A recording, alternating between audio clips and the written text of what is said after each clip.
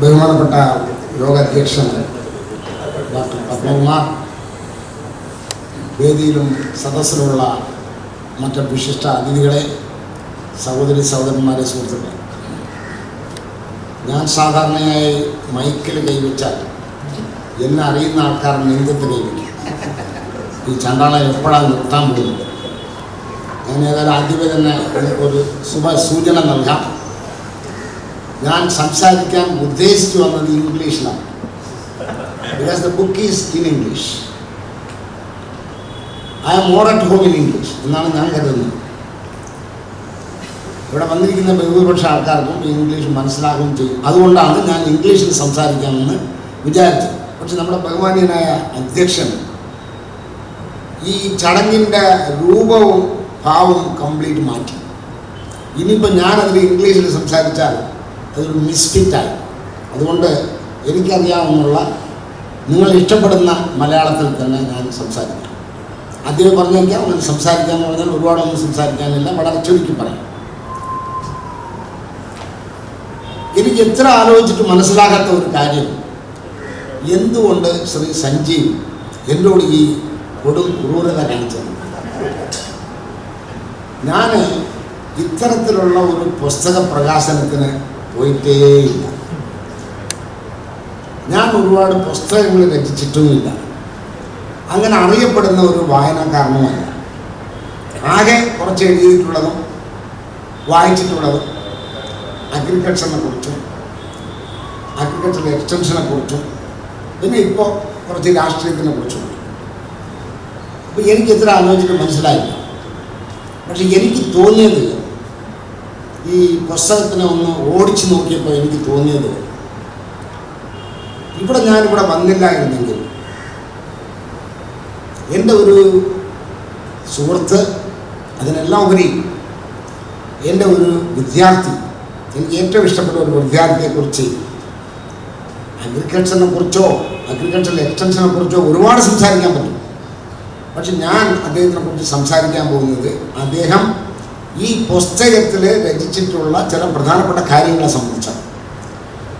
അതിനെ സംബന്ധിച്ച് സംസാരിക്കുമ്പോൾ ശ്രീ സഞ്ജീവിൻ്റെ ക്യാരക്ടറിനെ സംബന്ധിച്ച് തന്നെ ഒരു പുതിയ ഭാവന എനിക്കും ഉണ്ടാകുന്നത് തീർച്ചയായിട്ടും നിങ്ങൾക്കും ഉണ്ടാകും. നമ്മളെല്ലാവരും അറിയുന്ന സഞ്ജീവ് അല്ല ഈ പുസ്തകത്തിൽ എഴുതിയിരിക്കുന്ന സഞ്ജീവ്. തികച്ചും വ്യത്യസ്തമായിട്ടുള്ള ഒരുപാട് കാര്യങ്ങൾ കോർത്തിണക്കിയിട്ടുള്ള ഒരു രചനയാണ് ഇത്. മാത്രമല്ല, ഇംഗ്ലീഷിനെ കുറിച്ച് പറയുകയാണെങ്കിൽ എനിക്ക് വളരെ താല്പര്യമുള്ള ഭാഷയാണ് ഇംഗ്ലീഷ്. അതിന് കാരണം, ഞാൻ ജനിച്ചത് തമിഴ്നാട്ടിൽ, പഠിച്ചത് കർണാടകത്തിൽ, സെറ്റിൽ ചെയ്തിരിക്കുന്നത് കേരളത്തിലാണ്. ഇത് സ്വാഭാവികമായിട്ടും എനിക്കെന്നൊരു ഭാഷയില്ല, എന്നെ ബെൻഡ് ചെയ്യുന്ന ഒരു ഭാഷ എന്ന് പറയുന്നത് ഇംഗ്ലീഷാണ്. ആ ഇംഗ്ലീഷിൽ എൻ്റെ ഒരു സ്റ്റുഡൻറ്റിന് ഇത്രയും മനോഹരമായിട്ട് എഴുതാൻ സാധിക്കുന്നു എന്നുള്ളത് എന്നെ സംബന്ധിച്ചോളം എനിക്ക് അങ്ങേയറ്റം ആഹ്ലാദം തോന്നുന്ന കാര്യമാണ്. എനിക്ക് ഇംഗ്ലീഷിൽ എഴുതുന്ന ആൾക്കാരെ ഇഷ്ടമാണ്. നല്ല ഇംഗ്ലീഷ് എഴുതുന്ന ആൾക്കാരെ സംബന്ധിച്ച് എനിക്ക് വലിയ ഇഷ്ടമാണ്. ശ്രീ ഷാജനൊക്കെ ഞാൻ ഒരുപാട് പ്രാവശ്യം അഭിനന്ദിച്ചിട്ടുണ്ട്. കാരണം ഷാജനും equally good at writing.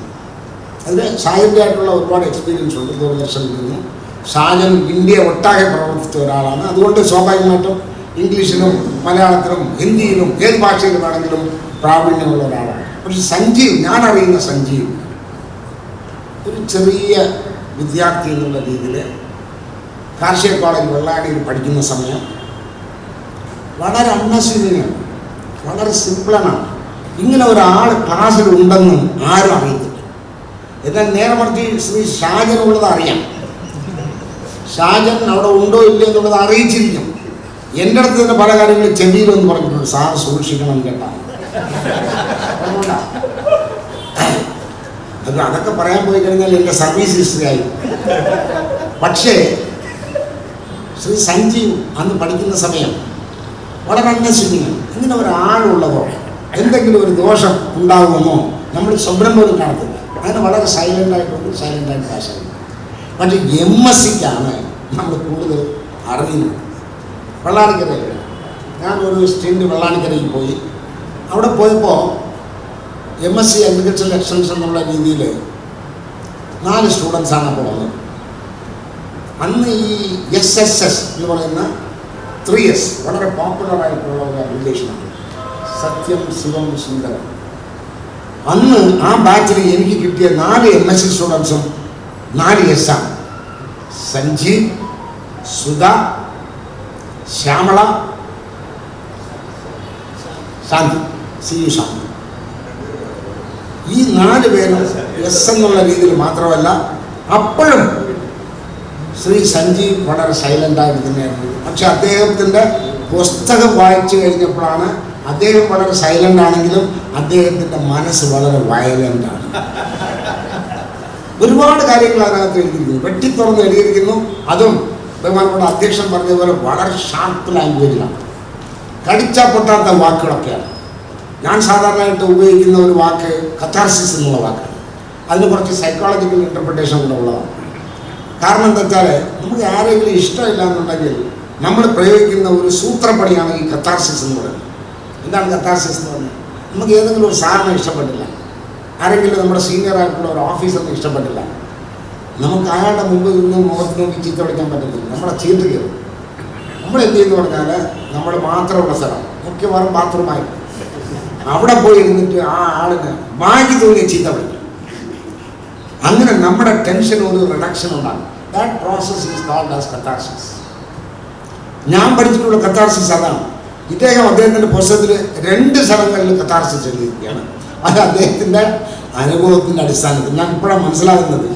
Catharsis ഇത്രയും കഠിനമായ രീതിയിൽ അദ്ദേഹം ഉപയോഗിച്ചിട്ടുണ്ടെങ്കിൽ എന്തുമാത്രം പെയിൻ അദ്ദേഹം അനുഭവിച്ചതാണ്. അദ്ദേഹം ഒരു സ്ഥലത്ത് പറയുന്നു, ആരെങ്കിലും ഒരാൾ ആങ്കർ കാണിക്കുകയാണ്, ദേഷ്യം കാണിക്കുകയാണെങ്കിൽ നമ്മൾ ആദ്യം നോക്കേണ്ടത് ആൾ എന്തുമാത്രം വേദന അനുഭവിച്ചു. വേദന അനുഭവിക്കുന്ന ഒരാളിന് മാത്രമേ ദേഷ്യം കാണിക്കാൻ പറ്റത്തുള്ളൂ. അപ്പോൾ അദ്ദേഹത്തിന് ഇടത്തിൽ ഒരുപാട് വേദന കാണിച്ചിട്ടുണ്ട്. അതിൻ്റെ അർത്ഥം ഒരുപാട് വേദന അനുഭവിച്ചിട്ടുണ്ട്, ഒരുപാട് വേദന അനുഭവിച്ചു. ഞാൻ കൂടുതൽ ദീർഘിപ്പിക്കുന്നില്ല, ഞാൻ പറഞ്ഞ വാക്ക് തന്നെ ഞാൻ പാലിക്കാതെ പോകുന്നത് ശരിയല്ല. പക്ഷെ ഒരു വാക്ക് കൂടെ പറയാം. ഞാൻ നേരത്തെ പറഞ്ഞു, ഞാൻ കൂടുതലായിട്ട് എഴുതിയിട്ടില്ല, കൂടുതലായിട്ട് അങ്ങനെ വായന എന്നുള്ള രീതിയിൽ അറിയപ്പെടുന്ന ഒരാളും ഞാനില്ല. പക്ഷേ ഇപ്പോൾ ഞാൻ പറയുന്നത്, our future generation will be taller standing on our shoulders. ഇത് പറഞ്ഞത് ആരെന്നറിയാം? പറഞ്ഞത് സാക്ഷാൽ കമലഹാസൻ. ഇപ്പോൾ ശ്രീ കമലഹാസനുമായിട്ട് നമുക്ക് കുറച്ച് നല്ല ബന്ധമുണ്ട്. ഇവിടെ കേരളത്തിലെ ഗവൺമെൻറ്റുമായി ബന്ധപ്പെട്ട് വരുന്ന മിക്കവാറും പരിപാടികളിൽ ഞാനും കൂടെ സജീവമായിട്ട് പങ്കെടുക്കുന്ന ഒരാളാണ്. അപ്പോൾ അദ്ദേഹമായിട്ട് നമ്മൾ നല്ല കോണ്ടാക്റ്റും കമ്മ്യൂണിക്കേഷനും. അദ്ദേഹം ഈയിടയ്ക്ക് പറഞ്ഞ 2 കാര്യങ്ങൾ ഞാൻ അദ്ദേഹത്തിൻ്റെ തന്നെ ഡിസ്കസ് ചെയ്തതാണ്. ഒന്ന് ഇതാണ്, our future generation will be taller standing on our shoulders. അത്ര ശരിയാണ്. കാരണം നമുക്ക് കിട്ടാത്ത ഒരുപാട് സൗഭാഗ്യങ്ങൾ നമ്മുടെ വരും തലമുറയ്ക്ക് കിട്ടിയിരിക്കുക. അതിൽ ഏറ്റവും പ്രധാനപ്പെട്ടതെന്ന് പറഞ്ഞാൽ ICT ആണ്, ഇൻഫർമേഷൻ കമ്മ്യൂണിക്കേഷൻ ടെക്നോളജി. രണ്ടാമത് അദ്ദേഹം പറഞ്ഞ ഒരു കാര്യം, in future violence will be futile. എന്തുമാത്രം ശരിയാണ്. മഹാത്മാഗാന്ധിജി അന്നേ പറഞ്ഞു, വയലൻസിന് യാതൊരു ശാശ്വതമായിട്ടുള്ള സാന്നിധ്യം ഉണ്ടാകത്തില്ല എന്ന്. ഇപ്പോൾ ഇദ്ദേഹം പറയുന്നത് എന്താ വെച്ചാൽ, violence in the future will be futile. മനുഷ്യർ തന്നെ മനസ്സിലാക്കും ഈ അരാജകത്വം കൊണ്ട് നിലനിൽക്കാൻ സാധിക്കത്തില്ല. ആ പറയുന്ന 2 വാക്കുകളും എന്നെ സംബന്ധിച്ചോളം ഏറ്റവും കൂടുതൽ എന്നെ ബാധിക്കുന്ന ഒരു കാര്യമാണ്. ഞാൻ അദ്ദേഹത്തിനോട് സംസാരിച്ചത് ഈ ICTയുമായി ബന്ധപ്പെട്ട് നമ്മുടെ വരും തലമുറയ്ക്ക് തുറന്നു കിട്ടുന്ന സാധ്യതകൾ എന്ന് പറഞ്ഞാൽ അനന്തമാണ്. ഞാൻ MSc PhD പഠിക്കുന്ന സമയത്ത് ഒരു റെഫറൻസിന് വേണമെങ്കിൽ ലൈബ്രറിയിൽ പോയി നാളുകളോടെ ഇരിക്കണം. തമ്പാന്നൊക്കെ അറിയാം എന്താണ് ഒരു MSc PhD വർക്ക് ചെയ്യുന്ന സമയം നമ്മുടെ റെഫറൻസിനുള്ള ആവശ്യം. ലൈബ്രറിയിൽ പോയി ഇരുന്ന് കഴിഞ്ഞാൽ ലൈബ്രറിയിൽ പുസ്തകങ്ങളെടുത്ത് ആ പുസ്തകങ്ങളിൽ നിന്ന് കിട്ടുന്ന കാര്യങ്ങളെല്ലാം റെഫറൻസ് കാർഡിൽ എഴുതി ഗിരിലേക്ക് അറിയാം. റെഫറൻസ് കാർഡിൽ എഴുതി സൂക്ഷിച്ച് വെച്ച് തിസീസ് വരുന്ന സമയം ഇത് മറക്കാതെ അതേപോലെ ബൈബിളിയോഗ്രാഫിയൊക്കെ എഴുതും. ബൈബിളിയോഗ്രാഫി എന്ന് പറഞ്ഞാൽ വലിയ ബുദ്ധിമുട്ടാണ്. കുത്തിനും കമയ്ക്കും ഒരുപാട് വ്യത്യാസമുള്ള ഭാഷയാണ് ബൈബിളിയോഗ്രാഫി. അങ്ങനെ കഷ്ടപ്പെട്ടെടുത്താണ് അന്ന് ഞങ്ങൾ വിവരങ്ങൾ ശേഖരിച്ചത്. ഇന്നെങ്ങനെയാണ്? ഞാൻ ഇന്ന് രാവിലെ മിക്കവാറും ഇപ്പം ജെമിനിയാണ്, നിങ്ങൾക്കെല്ലാം അറിയാമോ, ഒരു AI ആപ്പാണ്. ജെമിനി എടുത്തിട്ട് രാവിലെ ഞാൻ ചോദിക്കും, ഗിവ് മീ സം ഇൻസ്പിറേഷൻ. എന്ത് മനോഹരമായിട്ട്, അതെങ്ങനെയെന്നറിയാമോ, സെക്കൻഡ്സിനുള്ളിലാണ് ഈ പറയുന്ന വിവരങ്ങളെല്ലാം ഉണ്ട്. ഇന്ന് ജെമിനി എനിക്ക് തന്ന ഒരു അഡ്വൈസ് എന്ന് പറഞ്ഞാൽ ബയോമിമിക്രിയാണ്. ബയോമിമിക്രി ഞാൻ നിങ്ങൾക്ക് ഇൻട്രസ്റ്റ് ഉണ്ടാകുമെന്ന് പറഞ്ഞിട്ടാണ് ഞാൻ ഈ വാക്ക് ഉപയോഗിക്കുന്നത്. നമ്മൾ ബയോളജി കേട്ടിട്ടുണ്ട്, ബയോ ഇൻഫർമാറ്റിക്സ് കേട്ടിട്ടുണ്ട്, മിമിക്രി കേട്ടിട്ടുണ്ട്, മിമിക്രി കാണുന്നു. പല ആൾക്കാരും നമ്മളെ തന്നെ മിമിക്രി ചെയ്യുന്നു. ഞാൻ പഠിപ്പിക്കുന്ന സമയത്ത് എൻ്റെ കുട്ടികൾ, എൻ്റെ സ്റ്റുഡൻസ് ഏറ്റവും കൂടുതൽ മിമിക്രി ചെയ്തിട്ടുള്ളത് എന്നെ കുറിച്ചാണ്. ഏത് നോട്ട് എടുത്തു കഴിഞ്ഞാൽ എൻ്റെ പടമാണ് ആദ്യം വരുന്നത്. നമ്മുടെ വല്ലപ്പോഴത്തെ പിള്ളേരെ നമ്മൾ പറയുന്നതെല്ലാം കേൾക്കുന്നുണ്ടോ എഴുതുന്നുണ്ടോ നോക്കിയാൽ എൻ്റെ പടമാണ് അവിടെ വരച്ചു വെച്ചത്. അങ്ങനെ ഒരുപാട് മിമിക്രിക്ക് കഥാപാത്രമായിട്ടുള്ള ഒരാളാണ്. അപ്പം മിമിക്രി അറിയാം, ബയോ അറിയാം. എന്താണ് ഈ ബയോ മിമിക്രി? അവിടെയാണ് ശാസ്ത്രത്തിൻ്റെ പ്രത്യേകത്തുള്ള ഒരു ആപ്ലിക്കേഷൻ. ജപ്പാനിൽ ഇപ്പോൾ 500 കിലോമീറ്റർ വേഗതയിൽ ഓടുന്ന ഒരു സൂപ്പർ ട്രെയിൻ അവർ കണ്ടുപിടിച്ചു. 500 കിലോമീറ്റർ വേഗത.